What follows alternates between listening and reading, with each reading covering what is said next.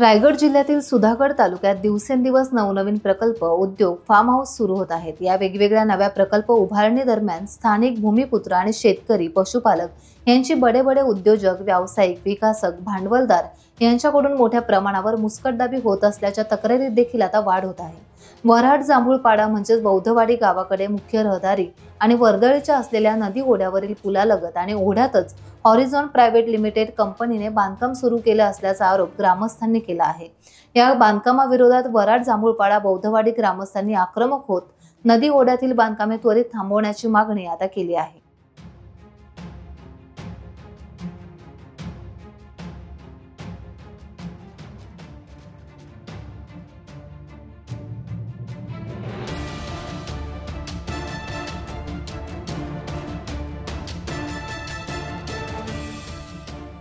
सदरची बांधकामे थांबवली नाहीत तर ग्रामस्थ या कंपनी विरोधात आमरण उपोषण करणार असल्याचा इशारा पाली सुधागड तहसीलदार आणि पाटबंधारे विभाग कोलाड रायगड यांना निवेदनाद्वारे दिलाय।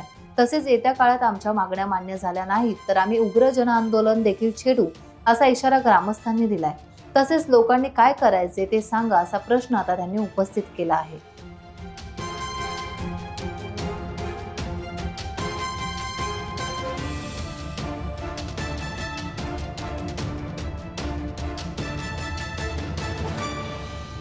माझं नाव नितेश श्याम पवार। मी वऱ्हाड बौद्धवाडा येथील कायम रहिवासी आहे। इथे मी याच्यापूर्वी शासनाचे पत्र व्यवहार केले होते की सध्या चालू असलेल्या कंपनीने नदीच्या पात्रामध्ये पूर्णपणे बांधकाम केलेलं आहे। त्यामुळे रस्त्यावर पुराचा पाणी येण्याची पूर्ण भीती आहे आणि तो पाणी आमच्या गावामध्ये सुद्धा जाऊ शकतो। याच्याच संदर्भात मी प्रशासनाला वारंवार पत्र व्यवहार करत आहे, परंतु प्रशासनाने याच्याकडे दुर्लक्ष केलेलं आहे। जर प्रशासनाने हा तातडीने माझ्या मागण्यांना मार्गस्थ नाही लावला तर आम्ही जन आंदोलन आणि आमरण उपोषण करण्याच्या तयारीमध्ये आहोत। माझं नाव संतोष शंकर भालेराव। मी वऱ्हाड बौद्धवाड्यातील रहिवासी आहे आणि माझा आता जो हा इथं नवीन प्रोजेक्ट आलेला आहे याच्या लगत माझी शेती आहे आणि माझ्या शेतीचा प्रोजेक्टमुळे नुकसान होणार आहे आणि नुकसान होऊन सुद्धा आता आमचा जो येण्या जाण्याचा मार्ग आहे, पूल आहे, यांनी जो आपला हे वॉल भिंत बांधलेली आहे ती पूर्ण नदीमध्ये बांधलेली आहे आणि या नदीमध्ये वॉल भिंत बांधल्यामुळे या पुराचा पाणी येतो आमच्या पुलावरून जायला आणि आमच्या लोकांना येण्या जाण्यासाठी जो मार्ग आहे तो बंद होणार आहे।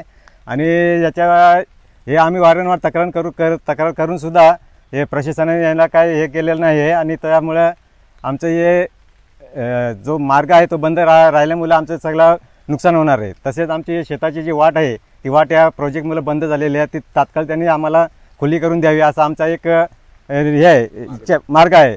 आणि दुसरी गोष्ट म्हणजे अशी का जो पाण्याचा जो आमचा गुरांचा पाण्याचा जो हे आहे पाठीमागेचा डोहा आहे त्या डोहामध्ये जो पूर्ण बांधकाम ज्यांनी केलं तो डोहा पूर्ण बंद करून टाकलेला आहे।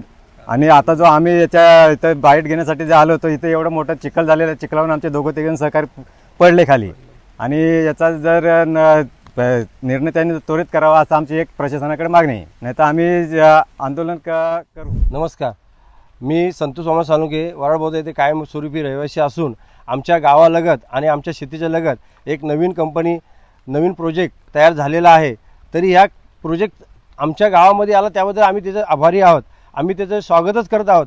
परंतु या प्रोजेक्टमुळे आम्हाला ग्रामस्थांना नोकरीचं संधी नाही आहे। आम्हाला ह्या लोकांनी कुठला प्रोजेक्ट आहे काय आहे हे सांगितलं नाही आहे आणि अशीच कंपनी उभी केलेली आहे, संपर्क साधला नाही आहे। ह्या कंपनीपासून आमच्या ग्रामस्थांना आणि आम्हाला आमच्या गुरढोरांना काय प्रॉब्लेम होईल हे पण काही सांगितलं नाही। शेतीवरती कुठले प्रॉब्लेम होतील हे सुद्धा ह्या लोकांनी आम्हाला सांगितलं नाही आणि हेही प्रोजेक्ट सुरू केलेला आहे। आम्ही शासनाला नेहमी सांगत असून सुद्धा शासनाने दखल पण घेतली नाही आणि या लोकांनी प्रोजेक्टचं काम थांबवलं पण नाही। ह्या प्रोजेक्टमुळं आम्हाला भरपूर हानी होणार आहे कालांतराने, कारण का ह्या प्रोजेक्टमुळे ह्याही नदी अडवलेली आहे, पूर्ण नदीमध्ये बांधकाम केलं, त्यामुळे आमच्या या ठिकाणी पूर येण्याची संभावना आहे। कारण का हा एरिया हा पूरग्रस्त एरिया आहे आणि जांभूळपाडा एरिया हा 1989 आणि 2005 या साली भरपूर प्रमाणात पूर आलेला आहे आणि जीवितहानी आणि भरपूर प्रमाणात शेतीची हानी पण झालेली आहे। तरी प्रशासनाने याकडे दुर्लक्ष करू नये आणि लवकर कारवाई करावी आणि ह्या कंपनीने सुद्धा प्रथम स्थानिक लोकांना प्राधान्य द्यावा, स्थानिक लोकांना रोजगार द्यावा, ही आमची मागणी आहे. आम्ही म्हणत नाही का आम्हाला 100% नोकऱ्या द्यावा, आम्हाला तुम्ही 30 ते 25% तरी नोकऱ्या द्या, बाकी इतर लोक समाजांना द्या या इतर परप्रांतीय लोकांना द्या, पण आम्हाला ग्रामस्थांना तर 25% नोकऱ्या पाहिजेत ना. आम्ही पूर्ण मागत नाही आहे.